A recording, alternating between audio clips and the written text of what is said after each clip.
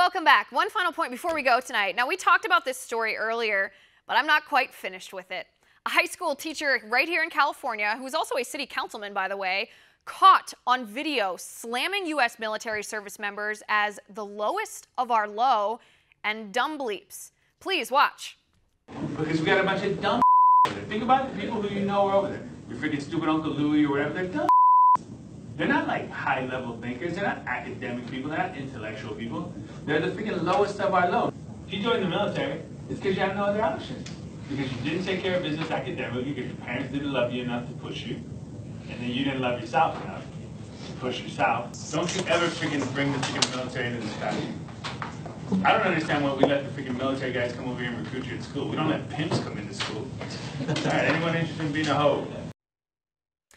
Okay, first of all, I am not a military veteran. I have never served in the U.S. military, and I don't want to pretend to speak on behalf of our military, but I do have a voice. I have an incredible platform, and perhaps most importantly here, I have family who serve in the United States military.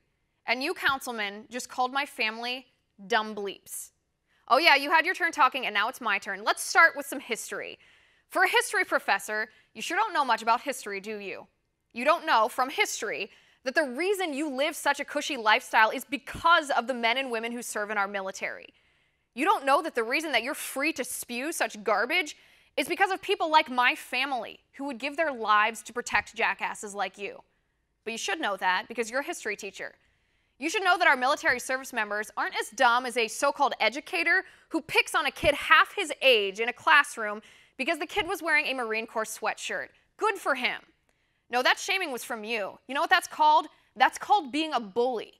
Less than 1% of people in our great nation are brave enough to sign on that dotted line, to sign a blank check up to and including their life to protect you from bullies. Radical Islamists who dream of beheading you and crashing jetliners into our Twin Towers in New York City. Dictators who force tens of millions of people into burning gas chambers if your skin color was different, or if your religion didn't suit them, or if you were born disabled. Socialists willing to starve to death 25 million people rather than relinquish their grip on power. Communists who lurk in the shadows, waiting to snatch our very freedoms away from us, amassing power until they rule supreme and we are nothing.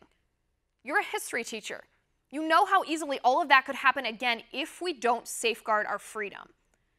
1.1 million men and women have paid the ultimate price, given their lives, limbs, and liberty so you can keep yours and do with it what you will, even if you choose only to sit on your pretentious throne and hurl hatred without ever having served a day in your life. Listen, I'm not going to stoop to your level and call you dumb. I'm not going to call you ignorant. I'm not going to verbally punch you in the face like you did to my family and all U.S. military members. Your comments were all of those things, but you already know that.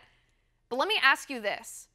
Are there U.S. military veterans who live in your district, the district that you're supposed to represent? Have you no respect for the men and women who voted for you, whose service and sacrifice are the reason any of us can vote at all?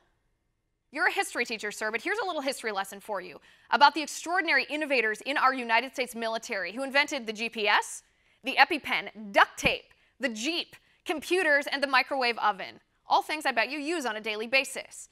Not to mention the fact that our United States military beat socialism, communism, and Nazism all in one fell swoop, liberated the American colonies from the oppression of British tyranny, and toppled the terrorists who slaughtered 3,000 of our countrymen. I mean, my goodness, what a bunch of dumb bleeps, am I right? But that's right, you're a history teacher. You know all of that, don't you? And that's my final point. You can reach me on Twitter at Liz_Wheeler. If you liked the show, please send me an email at oann.com/contact. In the meantime, catch us here tomorrow, back at our regular time at 9 p.m. Eastern. And until then, have a good night.